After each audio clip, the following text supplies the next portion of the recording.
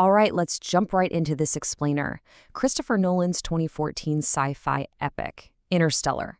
It is a masterpiece of modern cinema, famous for its breathtaking visuals, its really rigorous adherence to theoretical physics, and, ultimately, its surprisingly happy ending. I mean, against all odds, our protagonist, Cooper, saves humanity, reunites with his daughter, and heads off into the stars. But what if we've been reading that ending entirely wrong? I want you to take everything you thought you knew about this movie and just set it aside for a minute. Today, we're going on a bit of a detective journey through the source material, original scripts, and some of the absolute most convincing, mind-bending fan theories on the internet. We're going to explore a compelling argument that completely changes the meaning of the film. Did Cooper actually die? To really understand this theory, we first need to quickly establish the baseline. Chapter 1. The Accepted Cinematic Ending. So, the generally accepted sequence of events goes a little something like this. To save Amelia Brand, Cooper detaches his ship and drops directly into the supermassive black hole Gargantua. But instead of being crushed, he miraculously survives inside a fifth-dimensional tesseract, placed there by advanced beings. He sends the quantum gravity data to his daughter Murph through her watch. Then, he awakens in a pristine hospital bed on Cooper Station, orbiting Saturn, decades later. He has this incredibly tearful reunion with an elderly Murph who tells him to go find Brand, and off he goes. It perfectly wraps up every single plot thread, but maybe a little too perfectly? You know, Christopher Nolan is famously meticulous, and his collaboration with composer Hans Zimmer is legendary. So could the music be hiding a secret message? Chapter 2. The Musical Clues. Now this is where things get really interesting. Notice the incredible pattern caught by an observant fan on Reddit. There is a very specific, distinct, high-pitched musical note in Zimmer's score that plays exactly 3 times in the entire movie. First, at the very end of the credits, signifying the end. Second, it plays very quietly right when Murph announces that Dr. Brand has died, signifying death. And the third time, it plays exactly when Cooper is floating in space near Saturn, just after the Tesseract closes. As Reddit user Sweet Security 4656 points out, death, end. The exact same auditory cue connects Cooper's supposed rescue directly to themes of death and finality. Is it just a coincidence, or is Nolan using Hans Zimmer's score to subconsciously tell us that Cooper's journey has actually met a fatal end? Let's pivot away from fan observation for a second and look at some hard behind-the-scenes production facts. Chapter 3. The Original Script's Sacrifice. Notice the stark contrast here.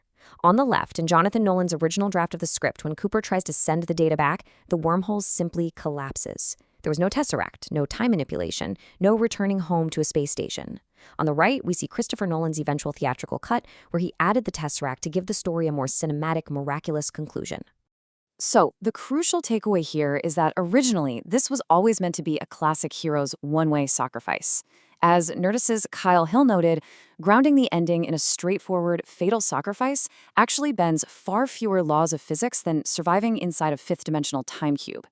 Survival just wasn't part of the original equation. Let's shift gears and look at the black hole itself, blending Kip Thorne's hard astrophysics with deep mythology. Chapter 4, Gargantua as the Underworld. Let's look at the science for a second. Scientifically speaking, entering a black hole results in something absolutely terrifying, literally called spaghettification. It's the destruction of a body by extreme gravity differentials. Basically, the gravity at your feet is vastly stronger than the gravity at your head, so you are stretched and torn apart. Under normal laws of physics, well, actually under any laws of physics, surviving Gargantua is impossible. But if we step back and look at this through a narrative lens, Gargantua serves a totally different purpose. As the blog Media Revolutions explains, Gargantua is Nolan's mythical underworld. Throughout human storytelling, from Orpheus to Odysseus, the hero must enter the place of death to bring back knowledge that's otherwise unavailable to the living. The black hole is the ultimate threshold. You see, the film actually leaves a trail of narrative breadcrumbs that logically force Cooper into this inescapable underworld. First up, Miller's Planet shows us that time is unforgiving. Second, Dr. Mann's betrayal strips away literally all other alternatives for survival. By step 3, the detachment, Cooper is logically forced into a sacrificial plunge. He isn't expecting to live. He is crossing over. Which begs the question, if Cooper was indeed spaghettified, what exactly are we watching in the final 30 minutes of the film? Chapter 5. A dying man's hallucination. Remember that incredibly chilling quote from Dr. Mann earlier in the film? The last thing you will see is your children. He explains that right before death, the brain's survival instinct pushes you to see your kids. This theory suggests that as Cooper's brain is being destroyed by gargantuous gravity, it fabricates a reality just to hold on to his daughter Murph in his final moments. Reddit deep dives have really torn into this, pointing out exactly why it makes so much sense. Think about the final act. It feels incredibly rushed and disjointed, a stark contrast to the meticulous, slow pacing of the rest of the movie. And notice those museum TVs playing interviews with old people on Cooper Station? We saw those exact same TVs at the very beginning of the movie. One user theorizes Nolan uses these TVs as literal dream markers. Furthermore, we learn that Plan A was mathematically impossible, yet suddenly Cooper imagines a perfect, neat resolution where humanity is saved, he sees his daughter, and love conquers all.